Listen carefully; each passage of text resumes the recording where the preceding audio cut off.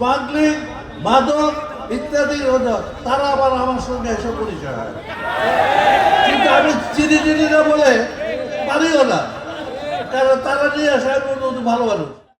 যুবকদের সমস্যা দূর করতে পারলে আমাদের দেশের উন্নয়ন হবে, তা না হলে উন্নয়ন হবে না।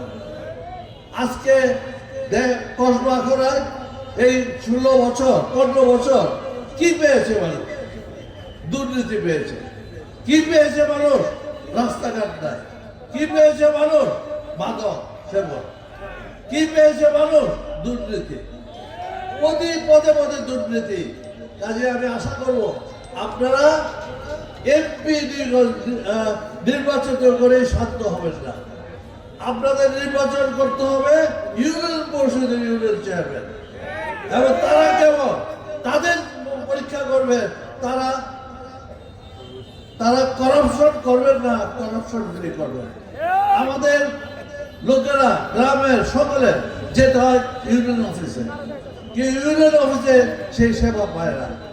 তেমনি এমপি সাহেবদের ধরবেন, আমি যাই হোক যে ঘুষ টুস নিচ্ছে কিনা খেয়াল রাখবেন,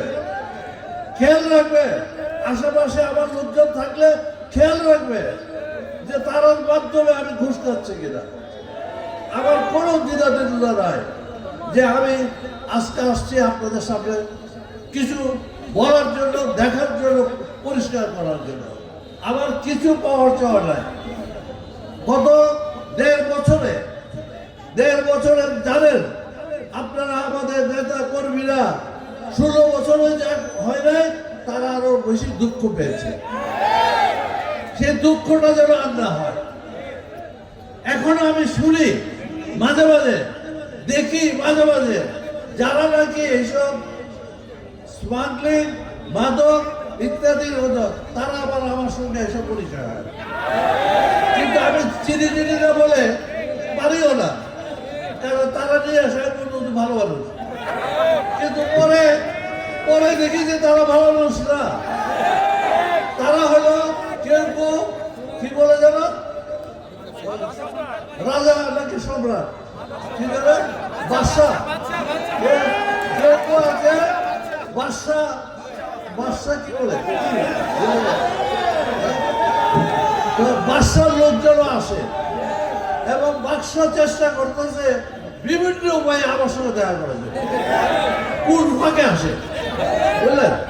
আমি চেষ্টা করছি যাতে এসব না হয়, কিন্তু আমি অনুরোধ করবো আমার নেতা কর্মী যারা আছে সবাইকে, এই যারা মাদক ব্যবসায় জড়িত, যারা দুর্নীতি জড়িত, তাদের আমার কাছে আনেন না। আপনারা থাকলে আমার ওদের দরকার নাই, বুঝলেন। এবং আপনারা সতর্ক থাকবেন যেন আমরা একটা ভালো নির্বাচন করতে পারি। এমন নির্বাচনের মধ্যে আমরা এমন একজনকে করতে চাই যাতে আমাদের প্রমাণ করবে 16 বছর বা 15 বছরের মধ্যে কোনটা ভালো না বন্ধ।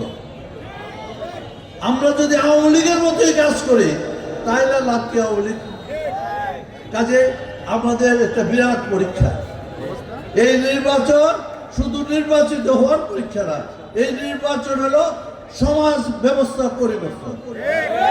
কাজে আমরা আপনাদেরকে অনুরোধ করব, আমি খুব উৎসাহিত বোধ করছি যে যুবকরা এত তাড়াতাড়ি 2 দিনের মধ্যে এত বড় সমাবেশ করলো, তার জন্য আমি যুবক ভাইদের সবাইকে ধন্যবাদ জানাই।